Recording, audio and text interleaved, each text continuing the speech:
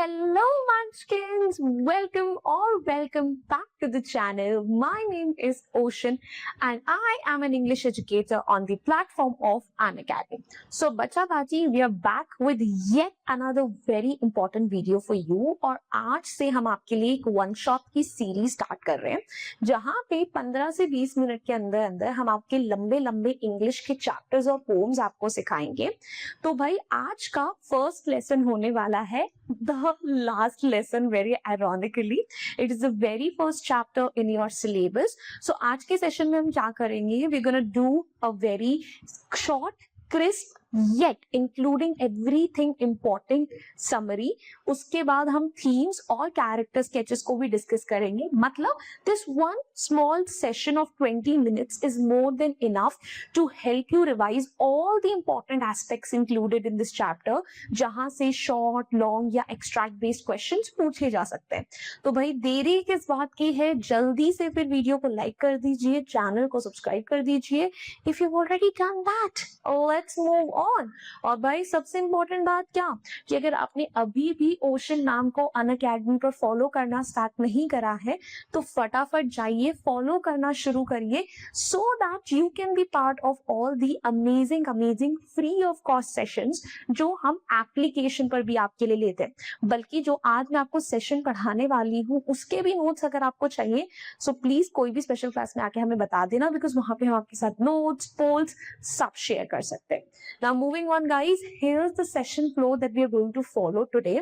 So as I promised you, पहले summary होगी, बहुत छोटी crisp brief summary है, बहुत अच्छे से आप इससे notes बना सकते हो। फिर हम सारे themes discuss करेंगे और last में character sketches को भी मैंने include कर दिया है। Now moving on भाई, let's get started with the summary. So भाई last lesson जो chapter है we all know what is it about, ठीक है। ये French district Alsace और लॉरेन के ऊपर बेस्ड है जिनको प्रूशिया ने उस टाइम पे जर्मनी ने कब्जा कर लिया था। सो भाई फ्रैंको प्रूशियन वॉर के टाइम पर हमारा ये पूरा चैप्टर सेट है कि भाई कैसे जर्मनी जीत रहा है वॉर में और उन्होंने अब बोला है कि एल्सीज और लॉरेन पर तो हमारा कब्जा है। So the story takes place on the day when French is going to be taught for the last time in schools as the German authorities are ordered French to be replaced by German. अब basically ये जो कहानी है ये specifically उस दिन की है जब जर्मन अथॉरिटीज ने ये ऑर्डर पास करा है कि अब से फ्रेंच जो है स्कूल्स में नहीं पढ़ाई जाएगी, नेक्स्ट डे ऑनवर्ड्स हम जर्मन को ही यहाँ पर लागू करने वाले हैं। समथिंग सिमिलर टू जब ब्रिटिशर्स ने इंडिया में आकर इंग्लिश को बहुत ज्यादा चलाने की कोशिश करी और देखो आज इंग्लिश ही पढ़ रहे हैं, हिंदी नहीं पढ़ रहे हैं। सोचो थोड़ा ना। अब इसमें जो मेन कैरेक्टर है हमारा उसका नाम है फ्रांस। फ्रांस जो है he is a young school boy and he is the narrator of the story as well. मैंने आपके साथ ये पहले भी डिस्कस करा था जब हमने क्वेश्चन आंसर्स वगैरह इसके डिस्कस किए थे दैट इट्स वेरी क्या बोल सकते हैं इंपॉर्टेंट या significant that why Franz was chosen to be the narrator of the story. क्यों हमें ये स्टोरी ऑथर के पर्सपेक्टिव से नहीं बताई गई? रीजन उसका सिंपली यही था कि जो ऑडियंस है they should be able to develop a personal connect because वैसे तो हमने wars और battles के बारे में हिस्ट्री की किताबों में कई बार पढ़ा है but we always read them or look at them from a statistical and factual point of view कि कौन जीता कौन हारा, ठीक है, these were the number of people who lost their lives। but यहाँ पर क्योंकि जो हमारा नरेटर है वो खुद एक छोटा बच्चा है who is personally being impacted by the incident, so audience को एक फर्स्ट हैंड एक्सपीरियंस करने को मिल रहा है कि जो इतने बड़े बड़े पॉलिटिकल डिसीजंस हैं इनका ग्राउंड लेवल पे लोगों पे क्या इम्पैक्ट आता है। So he is usually careless about his studies and is afraid of being scolded by his French teacher Mister Hamel. ये दूसरे मेन कैरेक्टर हैं specially because he hasn't prepared his lesson on participles. तो उस दिन हमें दिख रहा है कि जो फ्रांस है वो स्कूल जाने से बहुत कतरा रहा है। वो वैसे भी उन बच्चों में से है जिसको पढ़ाई लिखाई में ज्यादा इंटरेस्ट नहीं है, राइट। एंड स्पेशली उस दिन जो उसकी टीचर है मिस्टर हैमिल वो उनका टेस्ट लेने वाले हैं पार्टिसिपल्स के ऊपर। मतलब जैसे हम लोग इंग्लिश में वर्ब्स के डिफरेंट फॉर्म्स पढ़ते हैं, संस्कृत में पठती पठता पठन थी, तो वैसे ही फ्रेंच के पार्टिसिपल्स के ऊपर उसका टेस्ट है, but since he has not prepared anything और उसके टीचर बहुत स्ट्रिक्ट है, तो उसे अब ऐसा लग रहा है कि अगर वो स्कूल जाएगा तो उसे डांट पड़ेगी, उसके टीचर ना जाने उसे क्या बोलेंगे ना। मूविंग ऑन, अब फ्रांस जो है अपने आप को किसी तरीके से कंट्रोल करता है, समझाता है कि नहीं यार, let's not skip school, let's go to the school. And जैसे ही वो स्कूल पहुंचता है, he notice that school is very unusual. Normally जैसा स्कूल होता है वैसा है नहीं, it's very quite like a Sunday. Otherwise school के बाहर तो बहुत शोर शराबा होता है। The children usually they are repeating their lessons in unison. जो टीचर है उसके मिस्टर हैमिल, वो ऐसे लगातार अपने रूलर को जो है टेबल पे पटक रहे होते हैं, but that day it was awfully quiet, जैसे संडे हो। Then villagers like old Hauser are sitting at the back showing unusual interest।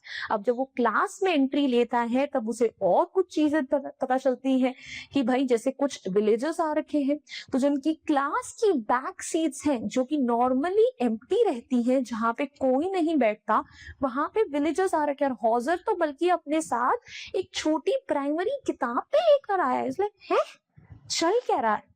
Mr. Hamill, he's wearing his formal clothes, which he wears only on inspection days or prize ceremonies। Mr. Hamill जो है बन ठन कर आए हैं, ऐसे कपड़े पहन कर आए हैं जिसमें उनकी फ्रिल शर्ट है, उनमें कुछ टोपी फैंसी सी पहनी हुई है।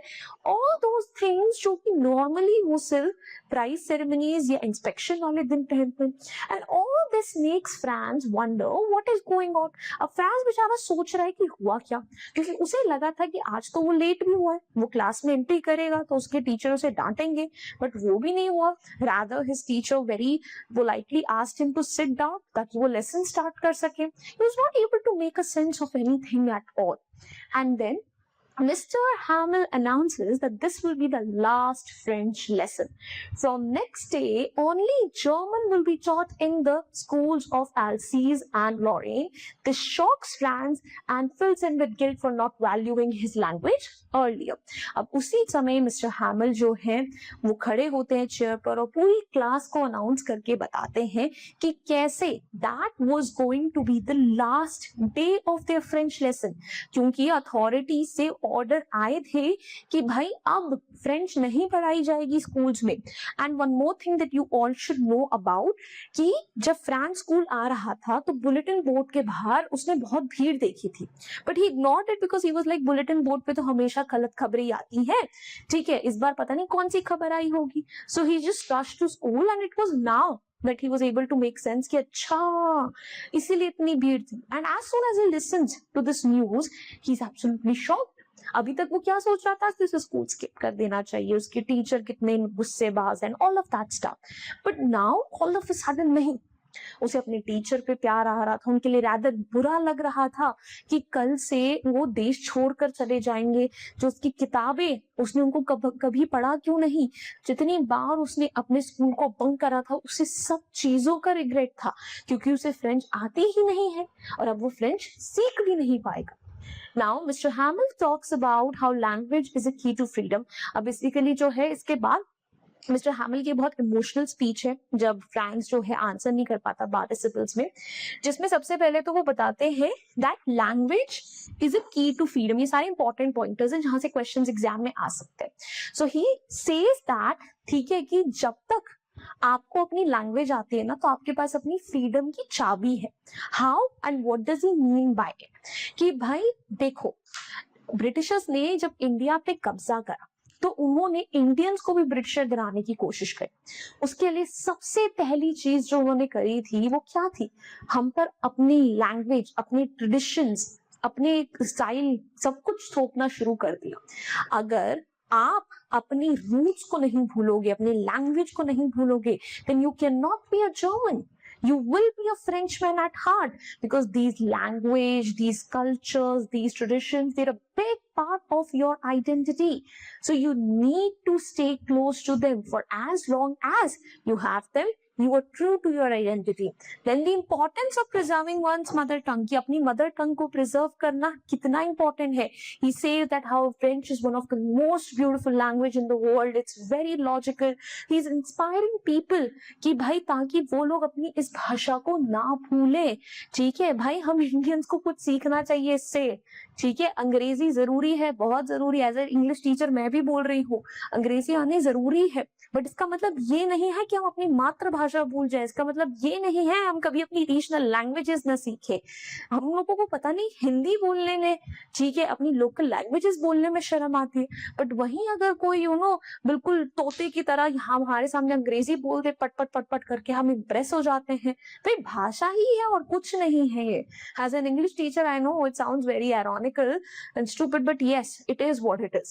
Then how people of overseas have postponed learning French and are now facing the consequences. So when France is not able to answer the question जो पार्टिसिपल से रिलेटेड उसे पूछा गया था, तो उस टाइम पे मिस्टर हैमिल ना बोलते हैं that how he is not just the one to be blamed, कि सिर्फ उसके ऊपर इल्जाम नहीं है that he doesn't know his own language, his parents, the society, he himself is to be blamed, कि ये तो एलसीज का जनरल एटीट्यूड है। हम लोगों को क्या लगता है कि हम जो है कल कर लेंगे, हाँ छोड़ दो, अब कल कल करते कब, वो समय आ गया जब उनके पास समय बचा ही नहीं। उसके पेरेंट्स जिनको लगता था कि अरे बच्चे को खेत में लगा देते हैं, फैक्ट्री में भेज देते हैं, कुछ एक्स्ट्रा पैसे आ जाएंगे, they are to be blame. The teacher himself, because वो उनको कितनी बार छुट्टी देते थे जब उन्हें फिशिंग पे जाना होता था, या फ्रांस को बोलते थे कि चलो तुम पौधों को पानी दे आओ। He should have been even more strict with him. So he blames himself too for giving holidays and letting students lack off. अपने ऊपर भी इल्जाम ले रहे हैं। तो ये जो उनका ये वाला पॉइंट है ना, इसमें उन्होंने इंपॉर्टेंस ऑफ एजुकेशन को बताया है कि एजुकेशन कितनी इंपॉर्टेंट है and how the entire society plays a key role in making sure that the children get educated. कि भाई अगर बच्चा नहीं पढ़ रहा है तो उसमें सिर्फ बच्चे की गलती हो ऐसा नहीं है। टीचर, पेरेंट्स, आपके आसपास का माहौल, सब चीजों को आपको कंसिडरेशन में लेना चाहिए। देन मूविंग ऑन, आगे बढ़ते हैं। Now the whole class including the villagers listened quietly and everyone is filled with regret and patriotism. अब पूरी क्लास होती है, सब लोग बड़े ध्यान से सुनते हैं, कोई चू चपड़ नहीं करता, सब लोग बहुत रिग्रेट से, पेट्रियोटिज्म से भरे हुए हैं।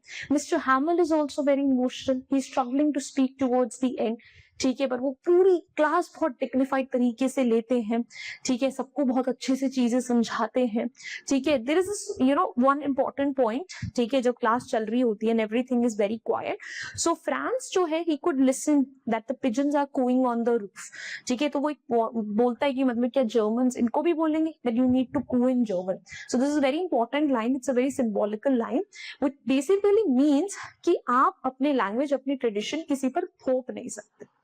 Everyone has their own right to freedom. जो अलग अलग जानवर है उनकी अलग अलग भाषा है, कोई जानवर अपनी भाषा दूसरे पर थोपता नहीं है, ठीक है, सबकी अपनी मर्जी है, सबके अपना नेचर है and we need to respect those boundaries.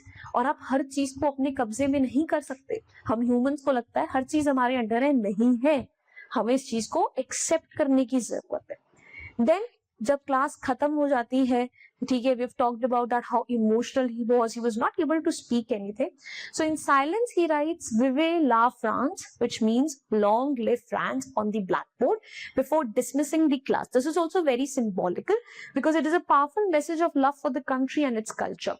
अब इसमें ना इस पूरे चैप्टर में सिंबोलिज्म भर भर के है। जो मिस्टर हैमिल है उनका ब्लैक बोर्ड सिंबलाइजेस कि कैसे वो और विलेजर्स जो हैं they are trying hard to preserve their language, they're trying to retaliate against the decision, ठीक है, despite उनके ऊपर कितने सारे, ठीक है, बोझ है, सब कुछ है। then there is another thing, ठीक है, कि भाई और वहीं जो जर्मन्स हैं they are using जो बुलेटिन बोर्ड अपनी पावर, ठीक है, उनके ऊपर चीजों इम्पोज करने के लिए। लास्ट में when the class gets over, उस टाइम पे जो चर्च बेल्स हैं वो रिंग कर रही होती हैं, सेम टाइम पर जो क्या बोलते हैं देयर इज आर्मी ऑफ क्या what was I saying, there is this Prussian army which is marching in, तो that symbolizes कि जो चर्च है वो उनका रेगुलर लाइफ है, रूटीन है, उसको डिसरप्ट कर रहा है Prussia, which shouldn't happen. But how those people, they are trying so hard to stick to their routine, their normal usual life. Now moving on, आगे बढ़ते हैं, अब थीम डिस्कस करते हैं, ठीक है, कैरेक्टर स्केच डिस्कस करते हैं and then we are done and sorted. Themes की अगर बात करी जाए तो सबसे पहली थीम है इसमें, that is loss of cultural identity and language.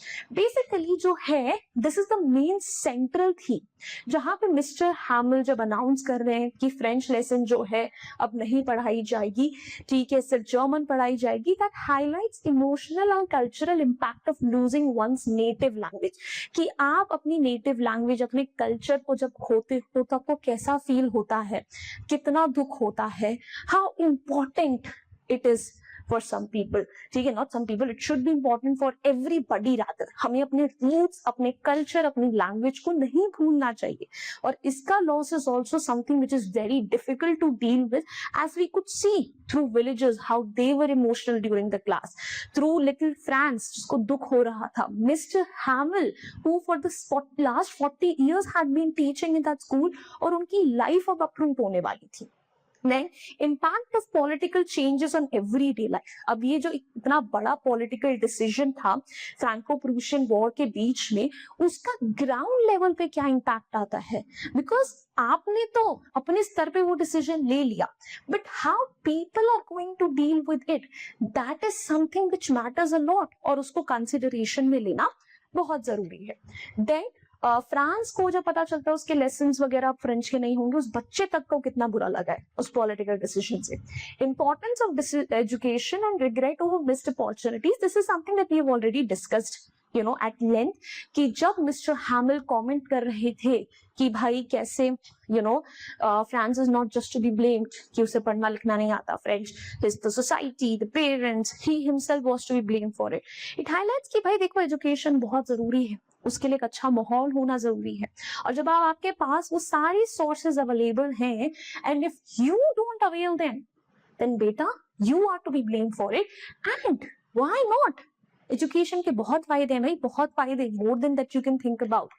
Next is sense of community and shared heritage, वो हमें सारे विलेजेस में देखने को मिला, वेदर इट वाज स्टूडेंट्स और elders, everybody in the classroom showed solidarity, ठीक है, वहां पे दे all were going through a common loss, ठीक है, एंड उनकी टुगेदरनेस ने शायद कहीं ना कहीं उनको वो कंफर्ट दिया होगा। Then there is resistance and resilience in the face of adversity। Mister Hamel जब विवे ला फ्रांस लिख रहे हैं बोर्ड पे, विलेजर्स जिस तरीके से क्लास को अटेंड कर रहे हैं, all the students being very attentive in the last class, ठीक है, all these little things show that how they all were trying to be resilient, ठीक है, इतना जो बड़ा डिसीजन उन पे थोपा जा रहा है जिसके ऊपर उनका कोई कंट्रोल नहीं है, they were trying to fight it with all their might. Now moving on, अब सिर्फ कैरेक्टर स्केच बचा है, that's it, we will be done. So सबसे पहले फ्रांस का कैरेक्टर स्केच देखते हैं। He is a very innocent boy, ठीक है, लास्ट लेसन में हमें दिखता है कि भाई कैसे उसको वर्ल्ड की कॉम्प्लेक्सिटीज की ज्यादा नॉलेज पहले नहीं थी, ठीक है, द वे वो बुलेटिन बोर्ड को इग्नोर करता है, द वे वो अपने एजुकेशन को इग्नोर करता है, he wants to skip school, but later he realizes the value, he is very naive, उसे तब तक नहीं पता था पॉलिटिकल चेंजेस का कितना ज्यादा इम्पैक्ट आ सकता है, रिलक्टेंट लर्नर, पढ़ना पसंद नहीं करता था, एजुकेशन को जितना हो सके इग्नोर करने की कोशिश करता था, but then he realizes the value of education, he is curious, the way he notices school is very quiet, he observes the villagers, what Mr. Hamill was wearing, all of that shows his curious nature, he is regretful, उसे अपनी गलती पर पछतावा था, that when he had a chance, why did he not study, why did he not pay attention, he was empathetic, he felt very bad for Mr. Hamill कि भाई वो कल से कहाँ जाएंगे, क्या करेंगे, so he had these values of sympathy and empathy as well in him। Last, he was transformative, उसमें ट्रांसफॉर्मेशन की होप थी। There is a character arc that we see in this chapter, because जो starting वाला France था, who did not used to like his teacher, who did not knew the importance of education, who was not very patriotic or national, we see towards the end of the chapter उसके अंदर वो सारी emotions, वो सारी qualities आती हैं। He understands the value of his language, he understands the value of education, he understands the role of teachers in his life। Next, mister हैमल, सबसे पहली बात, he was a very dedicated teacher. जिस तरीके से 40 सालों से पढ़ा रहे थे वो, that shows his commitment to teaching. Then patriotic, we could clearly see his deep love for the country and the language, जितना वो दुखी थे throughout the last lesson.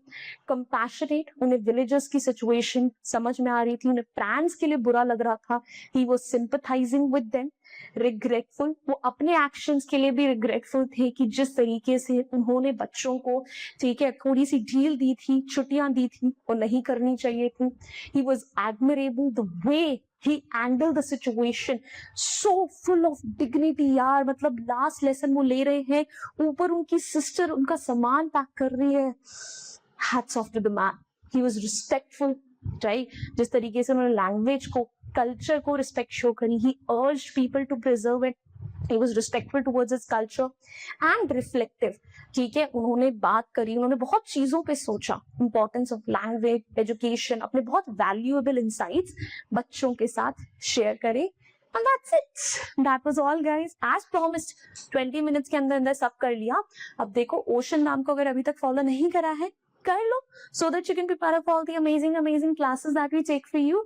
And yeah, that's all for now, guys. ठीक है, I hope you all enjoyed this video, found it helpful. If you did, hit the like button, share it with your friends, and do not forget to subscribe to our channel. I will see you guys next time. Until then, bye bye. Hasta la vista. फिर मिलेंगे. Bye bye. Bye guys.